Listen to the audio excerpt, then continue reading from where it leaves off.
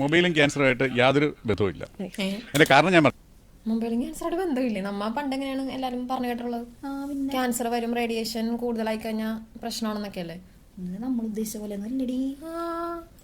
അതിന്റെ കാരണം ഞാൻ പറഞ്ഞുതരാം. കാരണം ഇതിനകത്ത് ഈ മൊബൈൽ ഫോണിൽ നിന്ന് റേഡിയേഷൻ എന്ന് പറഞ്ഞൊരു വാക്ക് വരുന്നുണ്ട്. Mobile phone radiation. ആ റേഡിയേഷൻ അറിയാലോ, റേഡിയേഷൻ എന്ന് പറയുമ്പോഴത്തേക്കും അതാ ക്യാൻസർ ഉണ്ടാക്കുന്നുള്ളതാണ്. അടുത്ത നമ്മുടെ വേറെ കൂടുതലും ചിന്തിക്കത്തില്ല, നേരെ ക്യാൻസർ എന്ന് പറയുന്നത്. പക്ഷേ ആക്ച്വലി മൊബൈൽ ഫോണിൽ നിന്ന് വരുന്ന റേഡിയേഷൻ എന്ന് പറഞ്ഞു കഴിഞ്ഞാൽ അതൊരു നിരന്തരപരമായ റേഡിയേഷനാണ്. അപ്പോൾ അതിനെക്കുറിച്ച് നമ്മൾ എക്സ്റ്റൻഡ് ആയിട്ട് പറയുകയാണെങ്കിൽ നമ്മുടെ പ്രകൃതിയിലുള്ള ഫുൾ എനർജി, അതായത് നമ്മൾ ഈ കാണുന്ന വിസിബിൾ ലൈറ്റ് ഉൾപ്പെടെ എല്ലാം എനർജിയും വരുന്നത് ഇലക്ട്രോ മാഗ്നറ്റിക് വേവ്സിന്റെ അതിനകത്ത് നമ്മൾ ഏറ്റവും മറ്റത്ത് വേവ് ലെങ്ത് കുറഞ്ഞ സാധനമാണ് നമ്മുടെ സൗണ്ട് വേവ്സ്.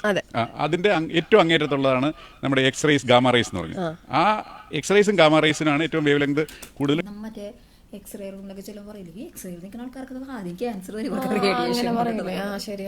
ഏറ്റവും എനർജി കൂടുതലുള്ളത് അത് നമ്മുടെ ശരീരത്തേക്കാണെങ്കിൽ ക്യാൻസർ സാധ്യതയുണ്ട്, മറ്റ് അസുഖങ്ങളുണ്ട്, നമ്മുടെ DNA ഡാമേജ് ഉണ്ടാക്കും.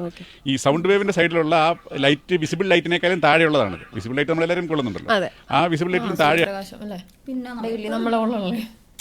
ആണ് ഈ ഫോണിന്റെ റേഡിയേഷൻ ഒക്കെ നമ്മൾ ഉപയോഗിക്കുന്നത്. അത് നമുക്ക് യാതൊരു പ്രശ്നമില്ല. അതായത് ആക്ച്വലി മൊബൈൽ ഫോൺ യൂസ് ചെയ്ത് ക്യാൻസർ വരാനാണെങ്കിൽ സൂര്യപ്രകാശത്തിൽ നിന്നും നമുക്ക് ക്യാൻസർ വരണം അല്ലേ? അപ്പൊ മൊബൈൽ ജീൻസിന്റെ പോക്കറ്റിൽ ഇട്ടാൽ കുട്ടികൾ ഉണ്ടാവില്ല എന്ന് പറയുന്നത് വെറും ഓരോരുത്തർ ഇങ്ങനെ വാട്സ്ആപ്പ് യൂണിവേഴ്സിറ്റിയിൽ ഇങ്ങനെ പറിച്ചുവിടുന്ന തെറ്റുകളാണ്. അല്ലാതെ നിങ്ങൾ ഡോക്ടേഴ്സ് ഈ വാട്സ്ആപ്പ് യൂണിവേഴ്സിറ്റി കളിയാക്കി പറയലുണ്ട് അല്ലേ?